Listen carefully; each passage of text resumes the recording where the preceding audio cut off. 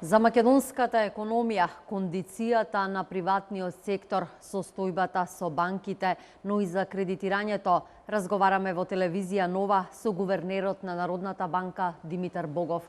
Гувернере, ви благодарам за времето и за интервјуто кое го давате за нашата телевизија. Добро вечер, благодарам на поканата. Случајот со Панама е во фокус на светското внимание. Се анализира што направиле финансиските моќници откако протекоа документите од една адвокатска фирма. Дали е ова крај на даночното затајување? Како гледате на овој случај? Имаше во минатото такви случаи, но тие даночни оази, како што ги викаат даночни раеви, се уште постојат. Има уште многу други, освен Панама, главно лоцирани во карипските земји. Она што треба да се знае за тие даночни оази е дека да, има елемент кој што се вика на дали е законски и елемент на морално. Законски, односно законски може да се имаат сметки таму, мислам граѓаните од светот може да имаат, не им е тоа забрането, но работата е дали тие пари им се легално заработени, дали тие пари се оданочени. А ако се, тогаш останува она што е како морална осуда од заедницата дека еве тие во својата земја го избегнале данокот, не сака да плаќаат и се лоцирале во тие даночни раеви. Но другиот аспект е оној доколку го прекршиле законот, па не можеле да имаат сметка таму или не го платиле данокот или парите им се заработени од некои коруптивни или криминални активности, тогаш веќе друго ниво на одговорност. Имаат ли македонските граѓани сметки во Панама и како може Народната банка тука да помогне и да го истражи работењето? Видете, не знам каква е перцепцијата на граѓаните, меѓутоа системот е така структуриран кај нас што Народната банка не седи во секоја деловна банка па да одобрува оваа трансакција може да оди во странство, оваа трансакција не може да оди. Имаме законска регулатива, имаме подзаконска регулатива која што е донесена од Народната банка во рамките на она што законот го дава како рамка и во тоа банките се оние кои што го вршат платниот промет со странство. Банките треба да се придржуваат кон таа регулатива. Народната банка барем еднаш годишно оди, праќа контрола во секоја деловна банка, зема примерок на трансакции од платниот промет со странство и ги контролира. Дали се тие согласно законската регулатива? Дали банката постапила правилно или можеби направила некој прекршок? Исто така, ако нешто е неправилно, се гледа дали тоа е системски во таа банка или некој случаен пропуст, дали е тоа од материјален карактер, значи некои големи суми или нешто незначајно, кое што случајно се случило, и зависно од тоа одредува соодветна мерка кон односната банка. Значи, ако тоа се има предвид, исто така ќе кажам дека македонски граѓани не е исклучено дека имаат сметки во Панама или во некои други даночни раеви, но клучното е дали тие имале право, бидејќи има, може секој македонски граѓанин да формира фирма и да инвестира во странство преку таа фирма. И тоа е сосема легално. Значи, она што е значено дали има право да има сметка во странство, дали парите кои што се одлеани таму се легално заработени тука и дали парите се оданочени. Многу врева се крена во јавноста, многу внимание се посвети на тоа дали македонските граѓани имаат право да поседуваат сметки во странски банки. Да им појасниме на гледачите каква е законската регулатива и кои се можностите за граѓаните да поседуваат вакви сметки. Значи, законската регулатива е донесена пред 15 години, Законот за девизно работење е рамката и потоа има подзаконска регулатива донесена од Народната банка и таа постои од поодамна, уште пред јас да дојдам во Народната банка. По таа регулатива сметка во странство може да има само оној резидент кој што исполнува определени критериуми за отворање на сметката. А тоа се дипломатските представништва, физичките лица кои привремено престојуваат во странство, странските физички лица кои привремено престојуваат во Македонија, физичките лица со постојано место на живење во Македонија кои што имаат некои стекнати права во странство, како што се право на пензија, социјална помош, детски додаток или нешто слично, и физичките лица со постојано место на живење во Република Македонија, а во исто време имаат и важечка странска патна исправа со податоци за адресата на живење во странство. И оваа регулатива не е променета, значи таа и досега постоеше. Значи не е како што еден господин во една своја колумна напише дека гувернерот Богов сега даде можност некои македонски граѓани кои што имаат двојни пасоши да имаат сметка во странство. Тие и претходно имаат, значи и пред Богов да дојде на позицијата гувернер во Народната банка. И тоа е нашата средина, потоа тоа беше вртено и од некои медиуми, иако ние испративме детално објаснување до сите медиуми во Македонија, каде што објаснивме дека тоа едноставно не е точно. Но целта не беше гувернерот и Народната банка. Тие беа нападнати, но целта беше стабилноста на девизниот курс на денарот и стабилноста на банкарскиот систем. Бидејќи ние, Народната банка и гувернерот, работиме со нашиот кредибилитет, со нашата доверба. Ако некој тоа го наруши, кога јас следниот пат ќе излезам и ќе кажам дека курсот е стабилен, нема потреба за грижање, тогаш нема да ми веруваат. И затоа тоа јас нема никогаш да го дозволам. Народната банка и гувернерот работат согласно прописите и не дозволиле ништо ново што го немало и до сега. Значи, овој закон, да сумирам, е на сила, важи веќе 15 на години, не е ништо променето и ги кажавте точно условите кои што треба да ги поседува едно лице за да може да поседува и да отвори сметка во странска држава. Да, овој пат направивме некои мали измени, приспособување на овие регулатива, кои што не ја менуваат воопшто до сегашната суштина на регулативата. Всушност, ние не може да излеземе надвор од законската рамка која што е дадена. Велите дека Македонија има стабилен денар и дека нема место ниту за страф, ниту за паника, фиксниот курс останува тој што е на сила и нема никаква промена на тој курс во услови кога имаме и сведоци сме на други валутни војни кои што се случуваат во некои од земјите. Стабилниот курс на денарот во однос на еврото добро и служи на македонската економија. Тоа е состојба која имаме веќе 19 години. Значи имаме начини да го одржиме тоа добро функционира и дава добри резултати. Мали економии не можат да манипулираат со курсевите. Валутните војни се за големите економии, но ниедна мала економија не може во тоа да се впушти.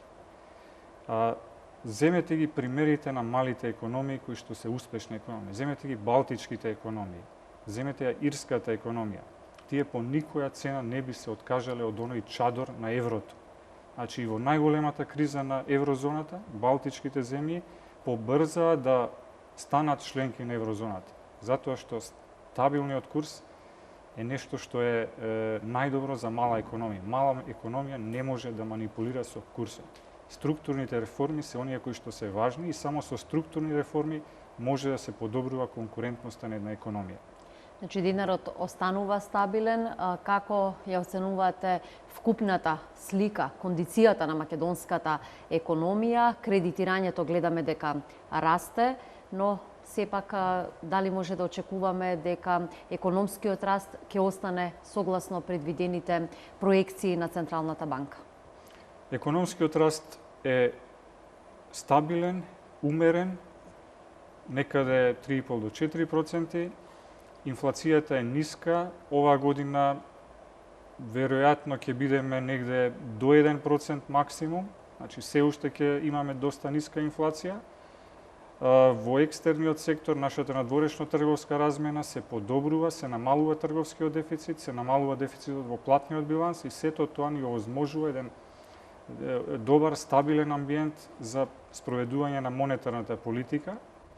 Дополнително на тоа Европската Централна банка има експанзивна политика и сето тоа треба да создаде еден добар амбиент за и во наредниот период ние да ја задржиме политиката на релативно ниски каматни стапки, што е мощно значајно за бизнисмените.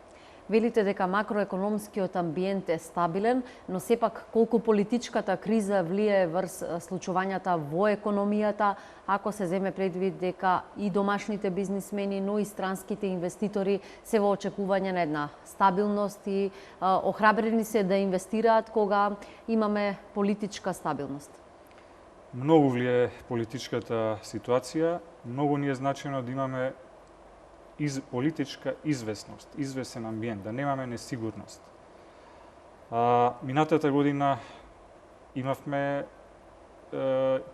политичката криза си го зема својот данок, очекувавме да имаме економски раст над 4%, по последните податоци завршивме некаде 3,7%.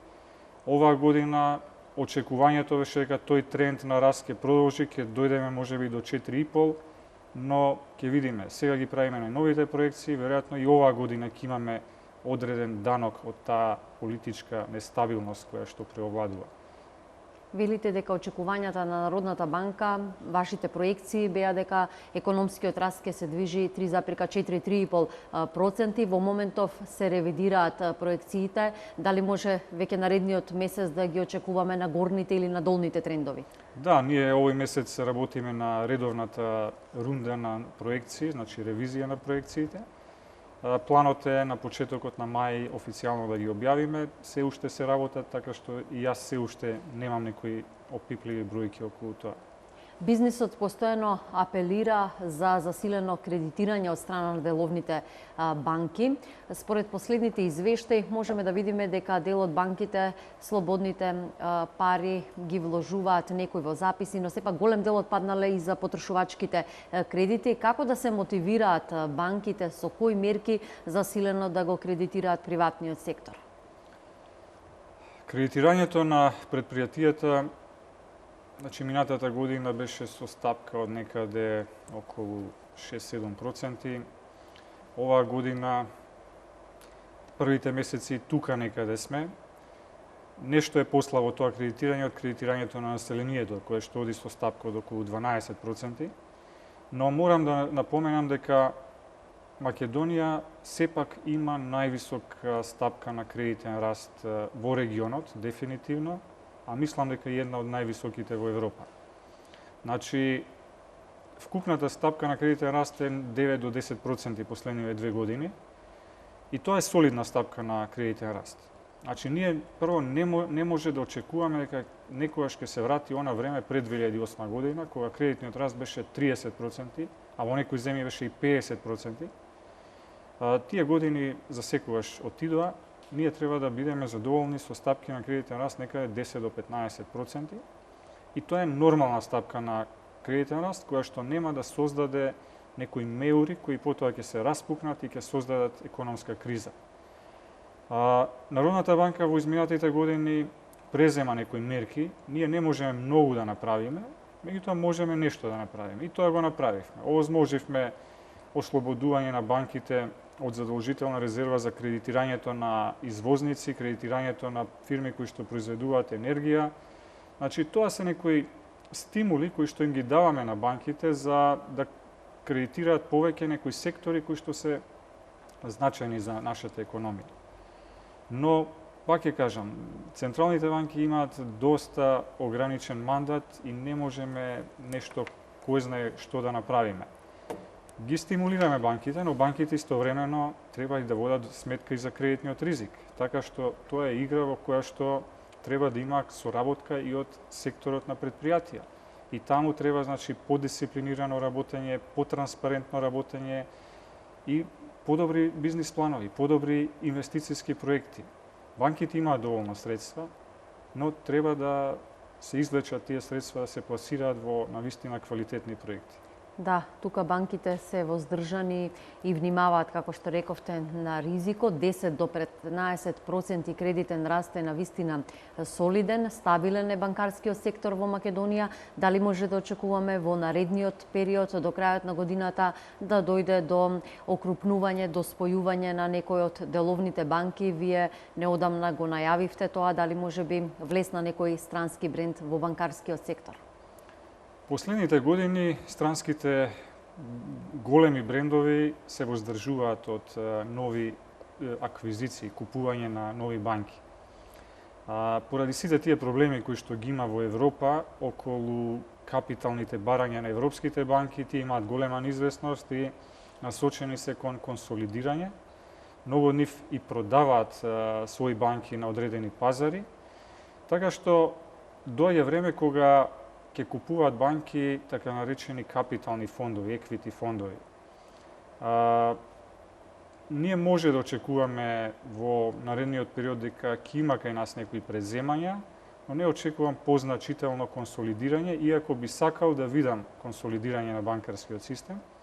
Но за жал, се уште кај многу акционери не е созреано тоа чувство дека тие мора да се окрупнуваат. Воспротивно, нивната иднина не е многу сјајна. Ако банките се воздржани од големи аквизиции, видовме дека берзите се охрабрија и минатата недела токму во Скопје беше промовирана таа заедничка платформа помеѓу македонската берза и неколку берзи од регионот. Тука е бугарската и хрватската берза. Дали ова ќе ги отвори перспективите и за македонските граѓани, но и за брокерските друштва? Тоа е одличен проект и јас навистина и во оваа прилика му честитам на директорот на македонската берза Штериев. Знам, бидејќи комунициравме постојано, дека тој беше оној кој што беше движечка сила на тој проект и тој е многу успешен проект во реализацијата. Сега ќе видиме како ќе биде понатаму. Сметам дека чекорите ќе бидат бавни, но полека ќе заживува и тоа тргување заедничко, таа заедничка платформа. Добро е нашите граѓани да добијат конечно можност да купуваат акции во странство.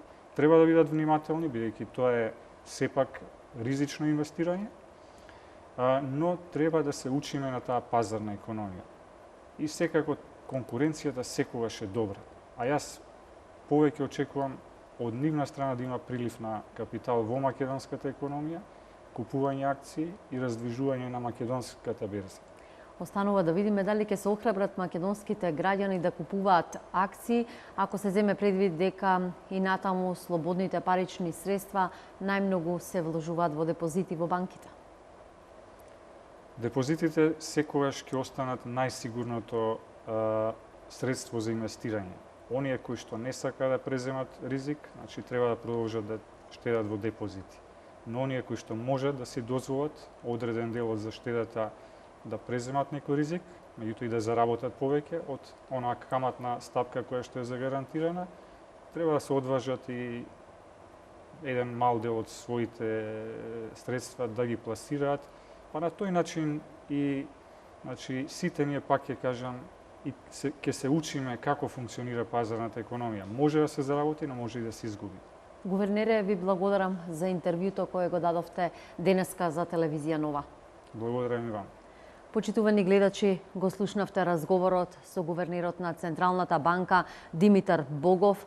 Ги анализиравме најновите макроекономски податоци, зборувавме за кредитирањето на приватниот сектор, евентуалното окрупнување во банкарскиот сектор и го анализиравме последниот случај со Панама, кој е во фокус на светското внимание. Останете со телевизија Нова.